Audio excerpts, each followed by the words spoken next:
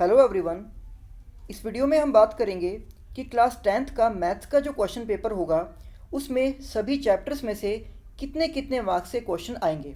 तो देखिए, आपका जो सिलेबस है यानी कि जो टोटल 15 चैप्टर्स आपके सिलेबस में हैं, उन सभी चैप्टर्स को 7 यूनिट्स में डिवाइड किया गया है और हर एक यूनिट का अलग वेटेज है। तो यहाँ पर जो आपकी सबसे पहली यूनिट है नंबर सिस्टम्स, उसके अंदर आपका चैप्टर नंबर 1 आता है रियल नंबर्स और इसका वेटेज है 6 मार्क्स का।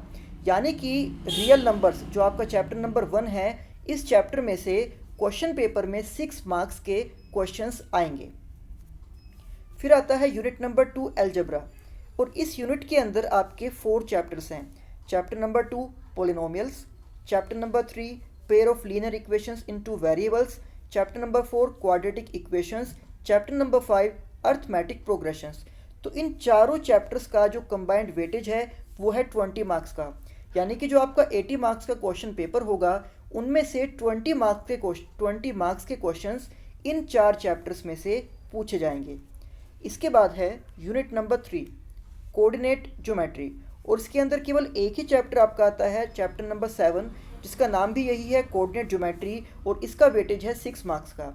यानी कि चैप्टर 7 में से 6 मार्क्स के क्वेश्चंस आपके क्वेश्चन पेपर में आएंगे।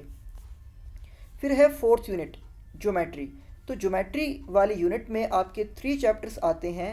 Chapter number 6 triangles, chapter 10 circles, chapter 11 constructions और इन तीनों चैप्टर्स का जो कंबाइंड वेटेज है वो है 15 मार्क्स का। यानी कि इन तीनों चैप्टर्स में से कुल मिलाकर 15 मार्क्स के क्वेश्चंस आपसे पूछे जाएंगे। फिर है 5th यूनिट जिसका नाम है ट्रिग्नोमेट्री और इसके 2 चैप्टर्स आपके सिलेबस में है। चैप्टर नंबर 8 जिसका नाम है introduction to trigonometry and chapter number 9 some applications of trigonometry. और इन दोनों चैप्टर्स का जो कंबाइंड वेटेज है वो है 12 मार्क्स का। यानी कि इन दोनों चैप्टर्स में से कुल मिलाकर 12 मार्क्स के क्वेश्चंस आपसे पूछे जाएंगे। फिर है यूनिट 6 मेंसुरेशन जिसके 2 चैप्टर आपके सिलेबस में हैं। Chapter 12 area related to circles, chapter 13 surface areas and volume and इसका जो वेटेज है वो है 10 मार्क्स का। यानी कि इन दोनों ही चैप्टर्स में से कुल मिलाकर 10 मार्क्स के क्वेश्चंस आपसे पूछे जाएंगे। फिर आता है unit number 7 statistics and probability. तो चैप्टर 14 है स्टैटिस्टिक्स का, चैप्टर 15 है प्रोबेबिलिटी का। तो चैप्टर 14 स्टैटिस्टिक्स एंड 15 प्रोबेबिलिटी, इन दोनों में से टोटल 11 मार्क्स के क्वेश्चन आपसे पूछे जाएंगे। तो काफ़ी सारे बच्चों के माइंड में डाउट था कि कौन से चैप्टर में से कितने कितने मार्क्स से क्वेश्चन आएंगे। तो देखिए, जो वेटेज है वो चैप्टर्स के अकॉर्डिंग नहीं है, वो है यूनिट के अकॉर्डिंग। आपको ये देखना है कि हर एक यूनिट का वेटेज कितना है। तो यानी कि चैप्टर 1 में से 6 मार्क्स के क्वेश्चन आपसे पूछे जाएंगे। चैप्टर 2, 3, 4, 5 इन चारों में से कुल मिलाकर 20 मार्क्स के क्वेश्चन आपसे पूछे जाएंगे। चैप्टर 7 में से 6 मार्क्स के क्वेश्चंस, चैप्टर 6, 10 एंड 11 इन तीनों में से 15 मार्क्स के क्वेश्चंस, चैप्टर 8 एंड 9 में से 12 मार्क्स के क्वेश्चंस आएंगे एंड 12 एंड 13 इन दोनों चैप्टर्स में से आएंगे 10 मार्क्स के क्वेश्चंस। फिर चैप्टर 14 एंड 15 में से 11 मार्क्स के क्वेश्चंस आएंगे।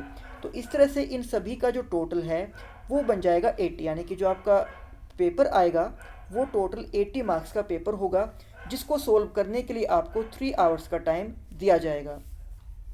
तो अब आपको यहाँ पर ये बात भी पता होनी चाहिए कि कितने मार्क्स के कितने कितने क्वेश्चंस आएंगे। तो देखिए, आपके जो क्वेश्चन पेपर होगा उसके अंदर होंगे टोटल 36 क्वेश्चंस और आपका जो क्वेश्चन पेपर होगा वो 2 पार्ट्स में डिवाइडेड होगा, part A and part B. तो पार्ट ए में क्वेश्चन नंबर 1 से लेकर 16 तक आपके 1 मार्क्स के क्वेश्चन होंगे और ये क्वेश्चंस एमसीक्यू नहीं होंगे, यानी कि ऑप्शन वाले नहीं होंगे। ये सभी के सभी क्वेश्चंस आपको सोल्व करके दिखाने हैं। इनमें से हो सकता है कि कुछ क्वेश्चंस ऐसे हों जिनका डायरेक्ट आंसर आपको एक लाइन में या एक वर्ड में मिल जाए। जैसे मान लीजिए आपसे पूछ लिया जाए कि what is the formula to find the volume of cylinder. तो जैसे कि आपको पता है कि इसके लिए आपको कोई कैलकुलेशन करने की नीड नहीं है, डायरेक्ट आपको बस वहाँ पर उस फॉर्मूला को लिखना होगा। बट अगर आपसे पूछ लिया जाए कि अगर किसी एपी में फर्स्ट टर्म 5 है, कॉमन डिफरेंस 3 है, तो उसकी 10th टर्म फाइंड कीजिए, तो वहाँ पर आपको उसका जो सॉल्यूशन है वो करके दिखाना होगा उन सभी 16 क्वेश्चंस के लिए। इसके बाद उसी पार्ट में क्वेश्चन नंबर 17 से लेकर 20 तक केस स्टडी से रिलेटेड कुछ क्वेश्चंस आएंगे। तो इसके ऊपर सेपरेट वीडियोस मैंने बना रखी है कि केस स्टडी के जो क्वेश्चंस होते हैं उनको कम टाइम में किस तरीके से सोल्व किया जा सकता है। तो अगर अभी तक आपने वो वीडियोस नहीं देखी हैं तो आप उन सभी वीडियोस को देख लीजिए ताकि आप अपने टाइम को ज़्यादा से ज़्यादा सेव कर पाओ। तो इन चारों क्वेश्चंस में से यानी कि 17, 18, 19 एंड 20 इन सभी क्वेश्चंस के 5 पार्ट्स होंगे। बट आपको वो 5 पार्ट्स सोल्व नहीं करने हैं, आपको उनमें से कोई भी 4 पार्ट्स ही सोल्व करने होंगे। यानी कि आप क्वेश्चन नंबर 17 में से भी 4 पार्ट्स को सोल्व करोगे, क्वेश्चन नंबर 18 में से भी 4 पार्ट्स को ही सोल्व करोगे, 19 में से भी 4 पार्ट्स को ही सोल्व करोगे एंड 20 में से भी 4 पार्ट्स को ही सोल्व करोगे। और ये जो इनके पार्ट्स होंगे ये सभी MCQ वाले होंगे यानी कि ऑप्शन वाले होंगे। जैसे कि क्वेश्चन नंबर 17 के 5 पार्ट्स दिए जाएंगे तो सभी के साथ आपको 4 ऑप्शन भी दिए गए होंगे। तो आपको उनका कंप्लीट सॉल्यूशन अपने फेयर आंसर शीट में करके नहीं दिखाना है। जहाँ पर भी आप रफ वर्क करोगे तो वहाँ पर आपको उस क्वेश्चन को सोल्व करना है और जो भी उन चारों में से सही ऑप्शन उसका आंसर होगा बस केवल वही ऑप्शन यानी कि वही आंसर आपको अपनी आंसर शीट में फेयर में करके लिख के दिखाना है। आपको इन केस स्टडी वाले क्वेश्चंस का कंप्लीट सॉल्यूशन करने की नीड नहीं है।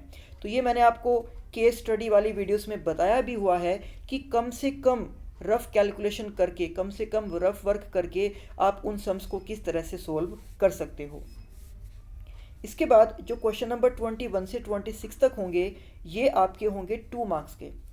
तो ये जो केस स्टडी वाले क्वेश्चंस हैं इनमें से हर एक क्वेश्चन 4 मार्क्स का होगा, क्योंकि हर एक क्वेश्चन के 4 पार्ट्स करने हैं तो वो सभी पार्ट्स 1 मार्क के हैं। तो इस तरह से एक क्वेश्चन 4 मार्क्स का बन जाएगा। तो यानी कि 4 × 4 16 मार्क्स के आपके ये केस स्टडी वाले क्वेश्चंस आएंगे। तो जो पहले 16 क्वेश्चंस हैं इनमें आपको कोई ऑप्शंस नहीं दिया जाएगा, बट इनमें जो आपके क्वेश्चंस आएंगे वो ऑप्शन वाले होंगे जिनको आपको या तो आप रफ में कैलकुलेशन करके सॉल्व कर सकते हो या डायरेक्ट ही आप उसका आंसर बता सकते हो कि चारों ऑप्शन में से कौन सा ऑप्शन सही होगा। फिर 21 से 26 ये 6 क्वेश्चंस होंगे 2 मार्क्स के। तो इस तरह से इनका जो टोटल है वो बन जाएगा 12 मार्क्स। फिर 27 से 33 तक ये 7 क्वेश्चंस होंगे आपके 3 मार्क्स के। तो इस तरह से इनका टोटल बन जाएगा 21। उसके बाद 3 क्वेश्चंस 34, 35 एंड 36 ये 3 क्वेश्चंस होंगे 5 मार्क्स के। तो इस तरह से इनका टोटल बन जाएगा 15।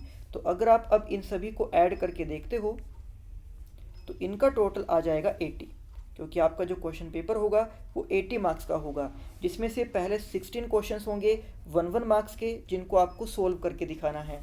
फिर आपके अगेन 17 से 20 तक 4 क्वेश्चंस ऐसे होंगे जिनमें हर एक क्वेश्चन में 4 पार्ट्स आपको अटैम्प्ट करने हैं, बट वो ऑप्शन वाले होंगे।